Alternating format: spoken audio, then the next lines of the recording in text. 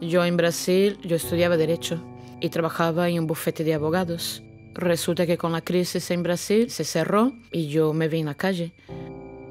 Una supuesta amiga me dijo que tenía una agencia de empleo aquí en Europa, en servicio doméstico, cuidando mayores, cuidando niños, haciendo limpieza. Okay. The guy that brought me here told me I'm going to Europe. You want to take me to Europe for studying? So I was like happy. La situación comenzó llegué a través de mi tía. En ese momento la situación económica de mis padres había cambiado, estaban mal de salud los dos. Soy la pequeña y mi tía dice, podrás estudiar y todo eso.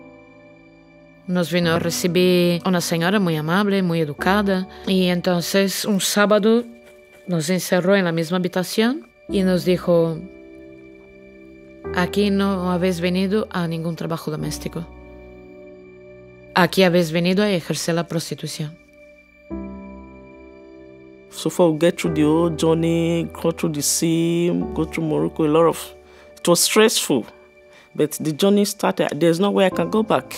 So when we get on the journey, before you now tell me everything, this is the money you are going to pay me, you are going there to prostitutions. If I say to him I don't like it will beat me, a lot of problems. I cannot go to the police. Y la primera semana me encuentro con la situación ya de que mi tía y su marido ya tenían hombres listos para que estuvieran conmigo. Y ya era maltrato total, insultos, humillaciones. Mucha gente pregunta, ¿por qué no corre? Si está libre, ¿por qué no huye? ¿Por qué no va a la policía por ese miedo? Yo me sentía presa con cadenas mentales. Pero me decían, cuidadito, como digas algo, tenemos amigos en la policía, tenemos amigos dentro del hospital, te matamos, te picamos en trocitos y te tiramos al Guadalquivir. Y vamos a por tu familia. El delito de trata con fines de explotación sexual es uno de los delitos que realmente impactan de una manera más evidente y más grave a las mujeres, a las supervivientes que transitan de alguna manera por todo este proceso, ¿no? Son mujeres, muchas de ellas, que no solo sufren la situación de trata, sino que ya vienen cargando unas mochilas de unas experiencias multitraumáticas anteriores a ese proceso de trata y que además se suma a todo un proceso en el que hay un ataque directo, un atentado directo a sus derechos humanos, a su identidad, a sus relaciones afectivas, a todo su mundo emocional, que el objetivo que tiene es el control absoluto de ellas y de su mente. Tenía como una fuerza extrema que no me permitía del todo sentir ese dolor. Fue a medida que avanzaba el proceso, cuanto más yo me daba cuenta de lo que había pasado, ¿no? Entonces a la mañana siguiente que ella se fue a trabajar, su marido a trabajar, me mandaron a dejar al nene al cole como siempre. Dejé al nene, llegué a la casa, cogí solo mi pasaporte, una bolsa de lo primero que pude agarrar rapidito, tiré las llaves adentro, cerré la puerta y me fui corriendo. Estuve durante mucho tiempo durmiendo delante de una caixa por las noches y por las mañanas daba vueltas en un lugar que es como un mercado, preguntando a la gente si querían hacerse trenzas, cosas de esas. Fue cuando empecé a deprimirme de verdad, sentirme muy mal. Me vino con una lista de todo lo que habíamos consumido y entonces nuestra deuda era de 5.800 euros más añadidos. Y me dice, no te preocupes, lo que tienes que hacer, lo que tienes que hacer. Gana dinero. Pero nunca veía fin de esta deuda. Y entonces fue cuando pasé una semana entera con uno de los puteros en su casa y generé 14.000 euros. Yo digo, pues esa es la mía. Llego a la oficina de la madame y yo le digo, ¿usted coge su parte de dinero? ¿Me da la mía? Me da mi pasaporte que yo me voy. Y me dijo, ¿qué dices? Aquí tú no tienes ningún dinero. Muy despectivamente cogió el teléfono y llamó a seguridad. Y entonces fue cuando este hombre me dio la paliza de mi vida. Antes cuando nos pegaban tenían mucho cuidado para no darnos en la cara. Y este día no ha tenido reparos. Me abrió la cabeza, me dejó llena de moratones y luego llamó a una compañera y ha dicho, dúchala, vístela, la lleva a peluquería y que siga trabajando. Y entonces fue que la chica me estaba curando las heridas, le pedí el móvil y llamé al número 24 horas, que es un número de emergencia. Le conté a la persona que atiende lo que me estaba pasando y que me iban a matar. Y entonces, claro, se activa un protocolo. Me preguntó si quisiera que yo mandase a la policía. He dicho que no porque tenía mucho miedo. Y entonces crearon otra estrategia. Me ha dicho, tú mantente tranquila, baja naturalmente como si fueras a hacer tu trabajo y ponte lo más cerca de la puerta posible.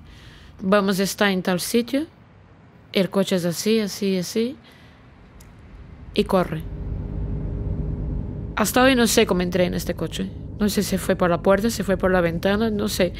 Pero con miedo, porque digo, esta gente nos va a seguir, nos va a matar a todo el mundo, ¿eh? Mi miedo era tan grande que cuando llegué al piso de protección, y yo me acuerdo que me acosté y miraba el techo, y yo digo, ¿y ahora qué va a ser de mi vida? Una vez salen de esos procesos de trata, el problema es que debido al gran impacto que tiene no solo la experiencia de trata, sino también el duelo migratorio, muchas veces el estigma que acarrean por el hecho de ser mujeres inmigrantes, de estar relacionadas en la prostitución y por lo tanto no ser identificadas como víctimas de nuestra sociedad, en muchas ocasiones también suman más presión a esta afectación psicológica que muestran estas mujeres. Mi proceso de recuperación tardó muchísimo. He pasado con 11 psicólogas. Yo no puse denuncia por miedo que matasen a mi familia. A la víctima concreta, evidentemente, le puede parecer que no le compensa porque, primero, por el tema de su seguridad, ¿no?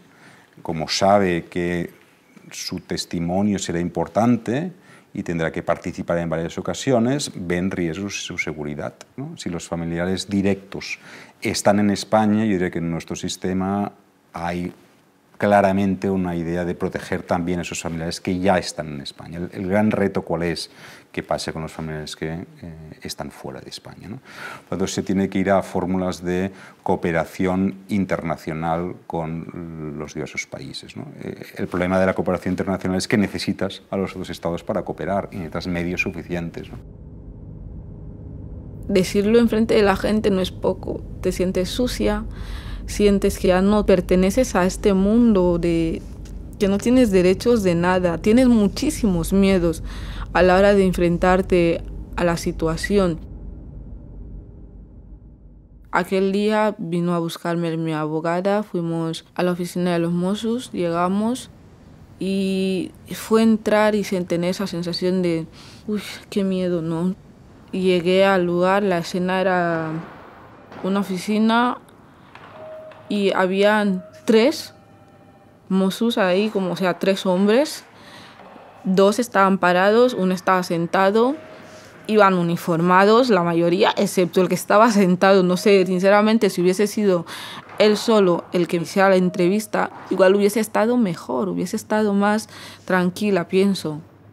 Quiera que no, eran hombres, yo me sentía intimidada. Tener que remover tantas cosas. En su proceso migratorio o en sus historias antes de llegar al punto de la trata han tenido experiencias muy negativas relacionadas con experiencias de violencia sexual, con autoridades, con agentes policiales que en muchas ocasiones construyen como un elemento que realmente es un elemento peligroso.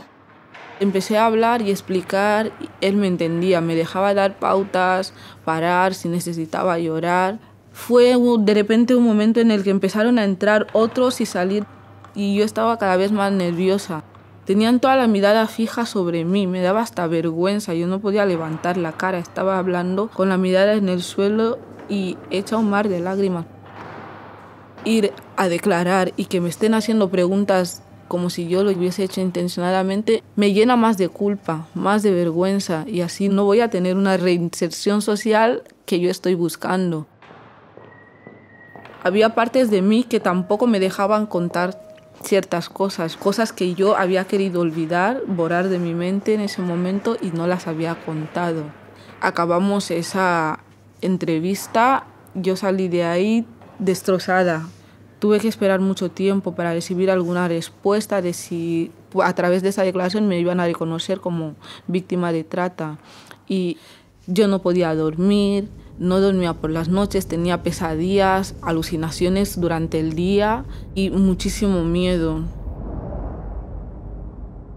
Las víctimas, ¿no?, desde el momento en que son identificadas, ¿no?, se les ofrecen diversas posibilidades, entre las que está también una autorización de residencia. Hay unas normas que en la práctica en muchas ocasiones están aplicándose desde una perspectiva de colaboración. Es decir, te damos o te ofrecemos esa posibilidad si colaboras. Se está interpretando de forma muy estricta, entonces se exige a las víctimas una colaboración constante, prolongada en el tiempo, ¿no? Una insistencia, ¿no?, en que colaboren. No solo es contraria a lo que en muchas ocasiones prevé la normativa, sino que es perjudicial para la propia investigación y en su caso también para la propia situación de las víctimas, ¿no?, que no pueden colaborar tanto como se les exige. Y a mediados de enero me volvió a llamar la abogada y me dice, no te pongas nerviosa y tal, pero es que te van a tener que volver a entrevistar. Ese día sí fue más tranquilo. Sí estaban solamente 2 personas, la misma persona del otro día con uno de ellos. La impresión que me dio el lugar, la gente que estaba, me hizo sentir muchísimo más cómoda. Cambió muchísimo la manera de enfocar las preguntas. Me ayudó eso mucho más a abrirme ligeramente y expresarme mejor. Conté muchas cosas que no había contado en la otra entrevista. Di muchísimos detalles que se necesitaba. Tenía mucho miedo de ir a juicio y enfrentarme con mi tía. Ver a mi tía a la cara, porque sé que con sus palabras, o por lo menos con su presencia, me volvería a intimidar. Y ese miedo tampoco me ha dejado denunciar y no sentí que esas garantías eran suficientes como para que yo diera un paso así. Si no entendemos que cada vez que estamos volviendo a repreguntar cosas que ya nos han explicado, lo que estamos haciendo en muchas ocasiones es profundizar en su herida en lugar de reparar, es que realmente no tenemos en cuenta este enfoque victimocéntrico. La afectación, cómo llega a ser diferente si se toma la declaración, por ejemplo, en un espacio seguro, si se toma después de que ellas hayan descansado, hayan reflexionado, hayan decidido, o si se toma en una comisaría justo cuando ha habido una desarticulación. Lo que realmente se plantea es que con una sola declaración donde explicaran todo lo que ha sucedido se tuviera ya suficiente, ¿no?, como prueba preconstituida, que fuera el elemento que realmente transitara por el proceso, transitara su declaración, pero no la mujer. En la prueba preconstituida tenemos que hacerlo con todas las garantías como si fuera un enjuiciamiento. Aquí tenemos que tomar declaración a la víctima. Normalmente va a estar en un lugar con una persona experta, por ejemplo, un psicólogo, y en otro lugar vamos a estar en otra sala el juez o jueza, el Ministerio Fiscal, la defensa del investigado, el investigado, acusación particular si lo hay, y el letrado o letrada de la Administración de Justicia, que va a dar fe de todo esto. Entonces se va a grabar con el fin de evitar esa reiteración en declaraciones para poderla reproducir en el acto de juicio oral, puesto que ya la hemos sometido a inmediación, contradicción y todas las garantías procesales. Las utilizamos demasiado porque necesitamos contar con ellas. Para esa primera declaración necesitamos contar con ellas. Para una ratificación posterior en el juzgado de instrucción, que nos ofrezcan ese testimonio y que de viva voz le escuchemos lo que ya ha narrado antes en comisaría. En comisaría incluso pueden haber declarado 3, 4, 5 y hasta 6 veces. Los propios jueces mismos en sus resoluciones no quieren que sea basada única y exclusivamente en el testimonio de la víctima. Si conocemos el impacto psicológico que tiene para la víctima de trata el hecho de haber estado sometida a esta situación, podremos valorar más objetivamente su testimonio. Podremos entender por qué su testimonio puede ser en ocasiones titubeante, cómo puede cambiar, pero es importante que no perdamos la perspectiva, que conozcamos el fenómeno victimológico para poder valorar adecuadamente el testimonio de la víctima. Las víctimas en muchas ocasiones son extranjeras de países extracomunitarios y que han venido a España a través de un viaje y un proceso que puede haberse demorado en el tiempo bastante, ¿no? Y a veces en unas condiciones muy duras, ¿no? Y vienen de contextos culturales a veces muy distintos, ¿no? Entonces todo eso es evidente que se tiene que tener en cuenta a la hora también de entender su comportamiento y también, insisto, para ver cómo se tiene que interpretar su actuación, ¿no? I was really scared to explain to the police. Because one, maybe the guy knows them. Yeah, I know the police here can help me. Not the one in Morocco or not the one in all those places. So after I make all the stories to them, that was how they then give me my code number, SS249. So they said that is what I'm going to be bearing. Nobody will know my name. It's only me and the police and the judge and the lawyers. That was what gave me the courage to continue. Cuando se les da la información acerca del proceso judicial, tú has explicado cómo funciona el proceso, cómo serán, ¿no?, las declaraciones, los pasos a seguir, pero puede ser que como son mujeres que tienen otros códigos culturales, por lo tanto la visión del hecho transcultural, limite en muchas ocasiones que el mensaje que tú estás emitiendo llegue al 100% a la otra persona. Como también las víctimas pueden o no entender, ¿no?, qué es lo que se les ofrece, cuáles son los agentes con los que les encontrará, ¿no? Ahí realmente, en muchas ocasiones para las víctimas es incluso difícil entender quién se les está dirigiendo, qué les están diciendo, qué les están ofreciendo y hasta qué punto pueden confiar en un sistema que desconocen, ¿no? So after some months, they said I have to go to the court for the first declaration. The first day, I was not with myself, but I thank God for the lady from the SARS that was with me, that keep encouraging me, don't worry, he's not going to see you, he's not coming there. I said, are you sure? But she cannot go with me into the court. I said, the only person that was standing with me is the interpreter. Yeah, my lawyer was sitting on the other side, but I can see her. The judge and the fiscal, they were nice. They understand my feelings. So they talk to me in a nice way, ask me questions, I give them everything. The first day, it was not easy. I was really scared. I was even thinking I'm going to see the guy face to face. Before they now tell me that I can't see him, I have to speak on the mic like this on my own. The guy was not there. When they even finished the declaration, they asked me to go. I was running. Before I don't know why the guy too comes in.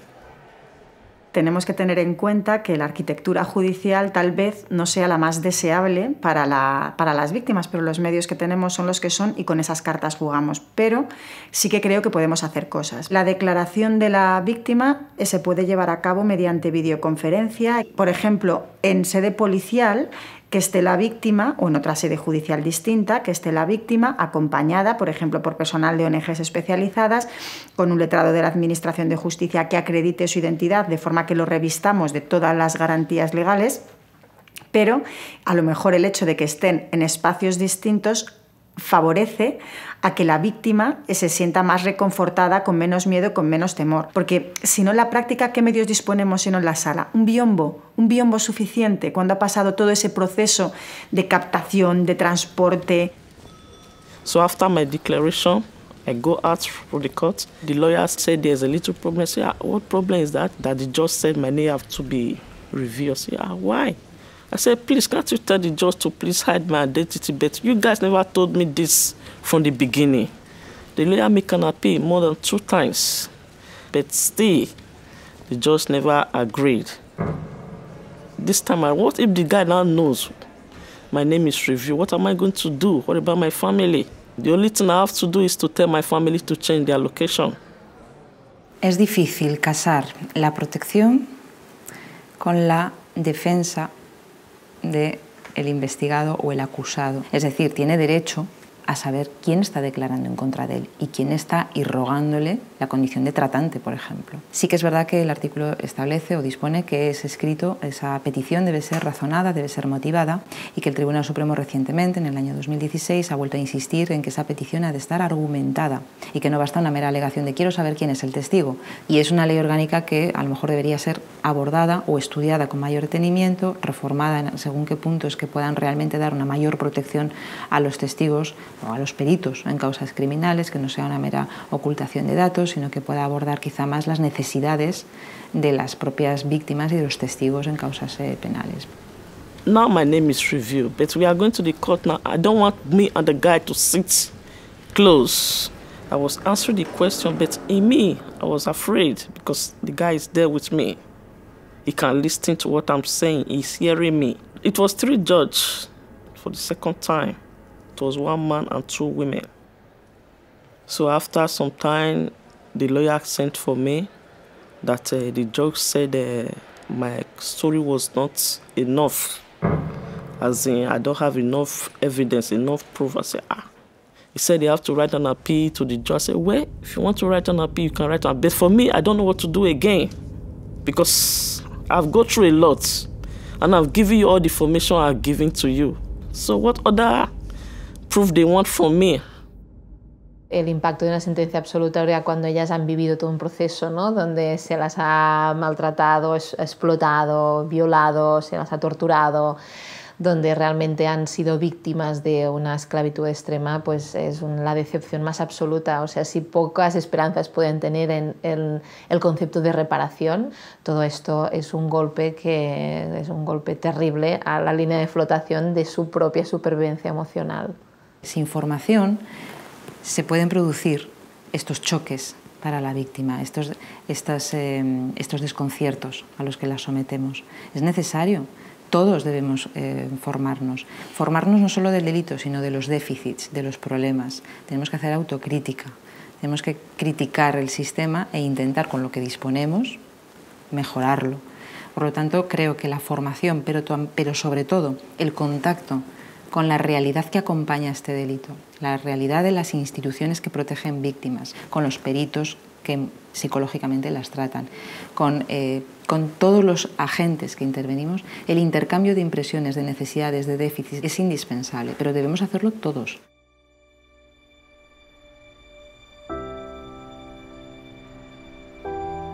Por el hecho de ser mujer, porque hay prostitución masculina, la trata de seres humanos tiene cara de mujer. La gente te va a ver como una prostituta o ex prostituta. No te va a ver como una superviviente que le han hecho tanto daño que se ha recuperado y tiene una vida nueva. Porque yo sigo queriendo ser abogada. If I see another person that has the same problem with me, I want to go and meet them, I will just advise them, please don't go. After some time, they will reveal you. The person will know who you are. You have problem. Estar esperando todo este tiempo es demasiado duro. Estar en una situación no legal es muy complicado. Vivo con muchísimas limitaciones como persona. Por más que me plantee proyectos, planes, hay una barrera que no puedo cruzar.